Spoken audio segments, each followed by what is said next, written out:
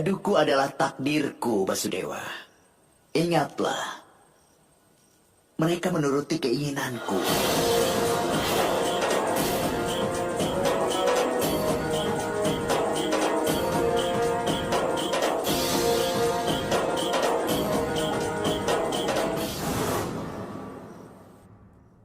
Berapapun angka yang aku minta, itulah yang aku dapat.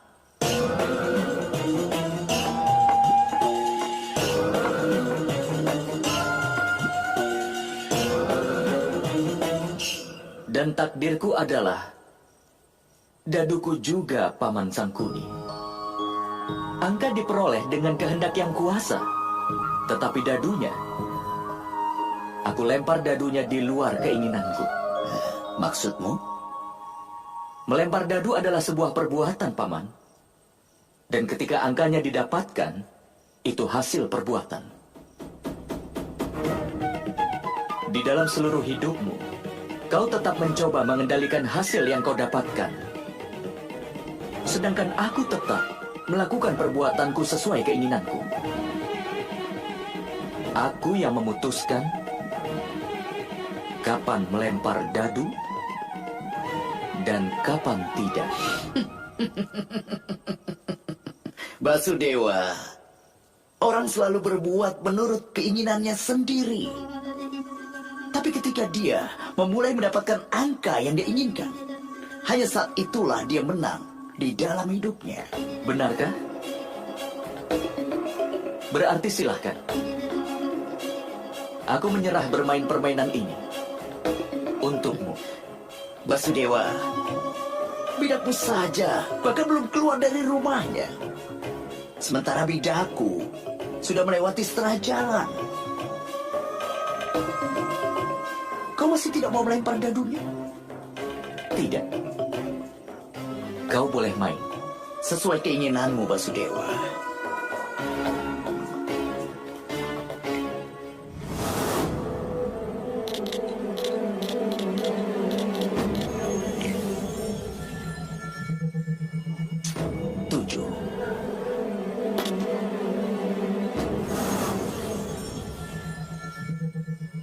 Inilah dia.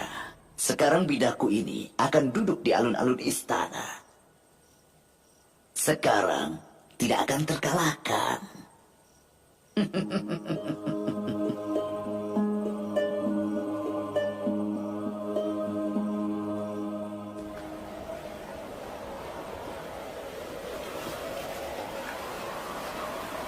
Temanku Duryodhana! Keluarlah, temanku! Aku harap kau ingat apa yang telah dikatakan Raja Angga, bahwa angin dan takdir dapat berubah setiap saat.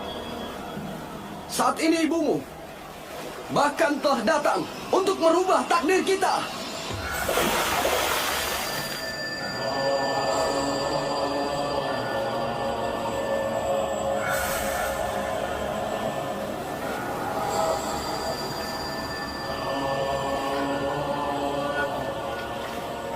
Ratu Gandhari ingin memberikan seluruh hasil meditasi hidupnya untuk membuat tubuhmu menjadi sekuat Bajra.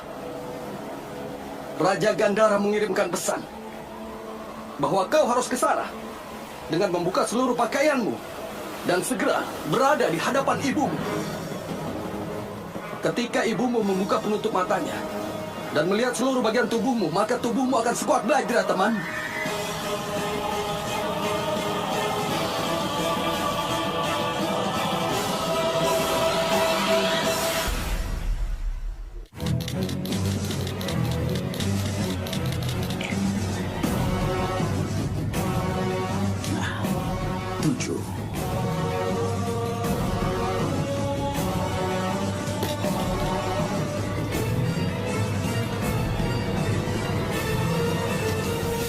Jadilah sempurna.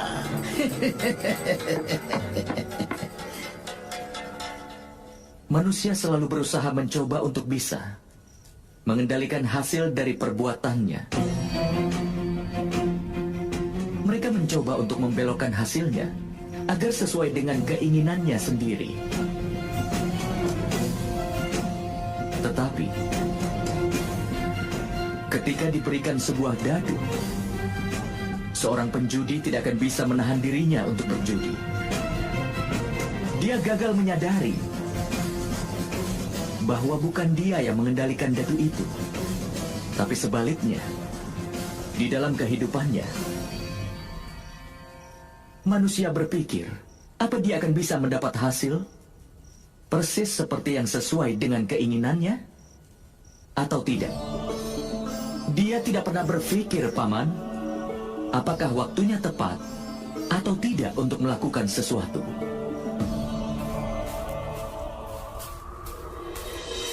Kau harus segera ke sana untuk membuka semua pakaianmu dan memperlihatkan seluruh tubuhmu di hadapan ibumu.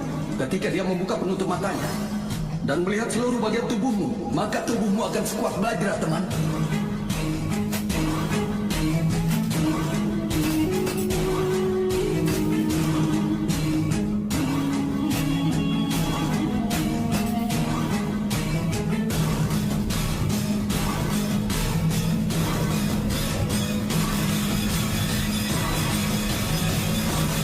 Pangeran Duryudana.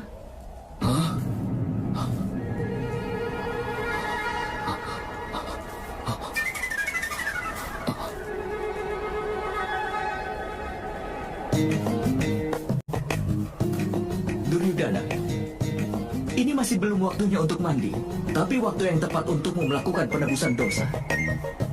Kau, apa yang kau kerjakan di sini, Basudewa? Aku datang ke sini untuk mencari rumput yang dibutuhkan untuk pemujaan. Saat melihatmu, aku pun bertanya-tanya. Karena pakaian itu dihormati oleh beberapa orang. Ada juga yang menganggapnya sebagai sebuah martabat. Dan bahkan bagi beberapa orang lainnya dianggap sebagai kebanggaannya. Sedang untuk yang lain, jadi sebuah penghalang. Apa karena itu kau mencoba melepaskannya? Ayo bermain, Paman. Ya. Aku dapat lagi. Giliranmu, Basudewa. Aku sudah katakan tadi bahwa daduku akan menunjukkan hasil sesuai keinginanku. Karena itu, tidak perlu bagiku untuk memikirkan prinsipmu tentang perbuatan orang itu. Ketika manusia sedang berada di jalan kesuksesan, dia berpikir dengan cara yang sama. Itulah sebabnya, ketika berita kegagalan pertama kali dirusak olehnya, dia pun segera pergi ke kuil.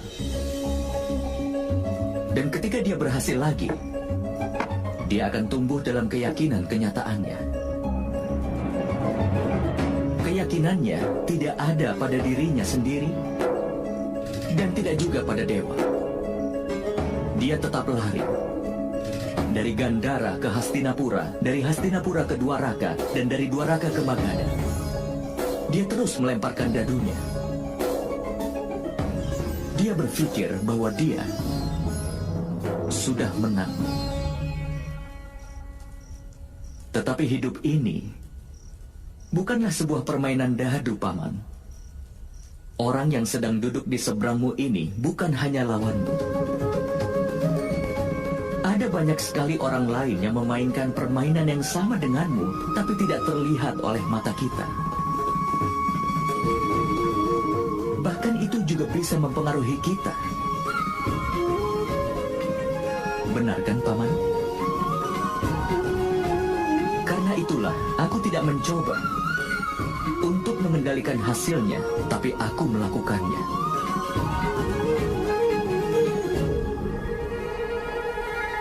Basudewa, pergilah dari sini. Kau tidak bisa menghalangi jalanku hari ini. Pergilah. Tidak ada seorang pun bisa menghalangi jalan orang lain, Pangeran. Bahkan pembantaian di Kurusetra bisa saja dihindari. Percayalah padaku, Pangeran. Aku tidak pernah menghalangi jalan siapapun. Aku hanya menyebarkan pengetahuan sesuai dengan kemampuanku. Dan sebagai pendengar yang baik sesuai sifatnya berdasarkan kebenaran. Berbicara tentang kebenaran tidak cocok untukmu, Basudewa. Semua kecurangan yang telah kau rencanakan untuk mengalahkanku Sudah aku ketahui. Tentu saja. Dan aku juga telah memberitahu bahwa akan ada kecurangan di dalam perang ini. Dan dari kedua belah pihak. Tapi aku sama sekali bukan penyebab dari kekalahanmu, Pangeran. Kau adalah orang yang disalahkan untuk ini. Keputusanmu ditandai oleh hasratmu. Dan itu bukan kesalahanku. Misalnya pada hari ini, kau ingin menghadap ibumu dengan tubuhmu yang tanpa ditutupi pakaian, supaya kau bisa melindungi tubuhmu, kan?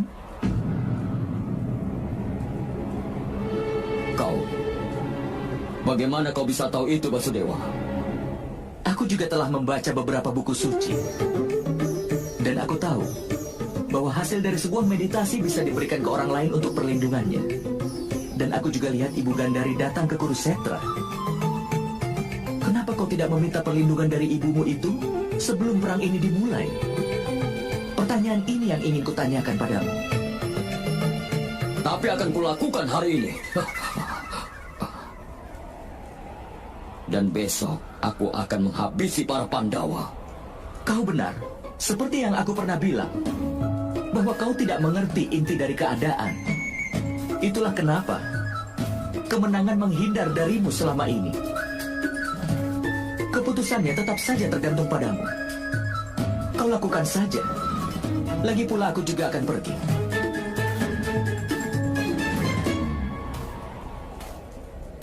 Apa maksudmu, Basudewa?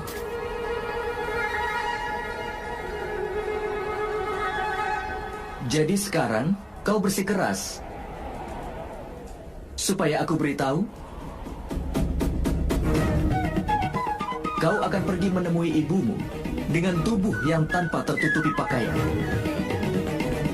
Dan sesuai kepercayaan dan tradisi kita, anak laki-laki tanpa pakaian di depan ibunya artinya sama saja seperti akan menghabisi ibunya sendiri. Dan itu juga sama sekali tidak benar. Dosa seperti ini akan menjadi alasan atas kekalahanmu, Pangeran. Pikirkanlah hal itu.